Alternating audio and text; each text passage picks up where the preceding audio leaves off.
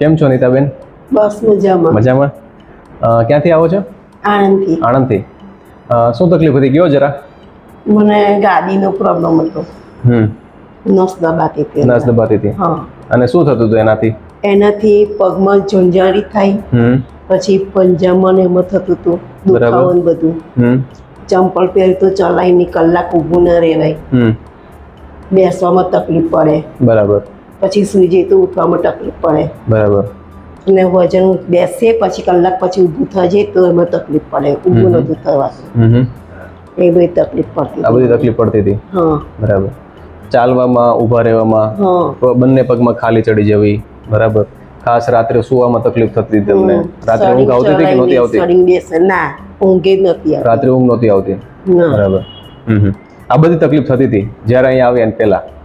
અને અહીંયા આજે લગભગ આપણે આ 5 સિટિંગ પૂરા કર્યા. હવે શું ફરક પડી ગયો છે? ખાસો ફેર પડી ગયો. ખાસો ફેર પડી ગયો છે. હવે ઊભું રહેવાય છે, ચલાય છે. ચલાય છે, ઊભું રહે બધું. હવે પગમાં ખાલી ચડે છે? ના, હવે ખાલી નથી ચડતી. બેસે ઊભા થઈ તો તકલીફ નથી પડતી. રાત્રે સુવામાં ઊંઘ આવી જાય છે? હા, આવી જાય છે. હવે બધી વસ્તુ કરી શકો છો નોર્મલ, સારી રીતે. ઠીક છે. હવે આપણે તમારી તકલીફ સમજીએ ને, તો તમારી તકલીફ એ હતી કે તમારું જે નીચે L5 પાંચમું મણકું છે ને, એ પાંચમું મણકું ખસી ગયું હતું. અને ખસવાના કારણે L4 L5 બરાબર અને L5 S1 બંને ગાદી ખસેલી હતી અને નસ દબાતી હતી કમરમાંથી.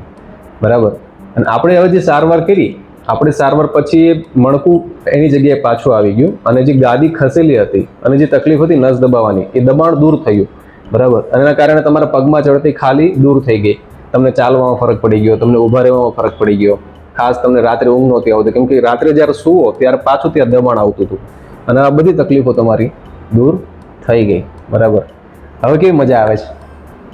તો ઘણો ફેર પડી ગયો, મજા આવે. ઘણો ફેર પડી ગયો, મજા આવે છે. સારી રીતે બધું કરી શકો છો કામ. ઠીક છે. હવે તમારે જેવું અગર કોઈ મણકા ખસી ગયેલા દર્દીઓ હોય તો શું કરે? આપણી સારવાર કરાય? કરાય. હું તો દવાખાનામાં જ ના જવું જોઈએ અમને. તમને પણ ઓપરેશન કરવાનું કીધું હતું ને? હા, મને પેલા એક્સરે પાડ્યો, પછી મને 15 દિવસ બેલ્ટ પહેરવાનું કહ્યું, દવા આપી. પછી મને એમ કહ્યું કે ના ફેર પડે તો તમારે MRI કરાય, ને MRI ના ફેર પડે તો પછી તમારું ઓપરેશન કરાવવું પડશે. મેં દવાઓ બંધ કરી દીધી અને બેલ્ટ જ ખાલી પહેરતી હતી. બરાબર. પછી મેં તમારો વિડીયો જોઈ, એટલે પછી મેં એમને કહ્યું કે આપણે અહીંયા જ જઈએ હવે એમ. બરાબર. આપણે દવાખાનામાં જવું જ નહીં એમ. અને હું તો કહું છું કે અહીંયા જ આવવું જોઈએ બધાએ. હવે લાગે છે ઓપરેશન કરાવવું પડશે તમારે? ના, ઓપરેશનમાંથી બચી ગયા. મેન તો એ જોવા જાય.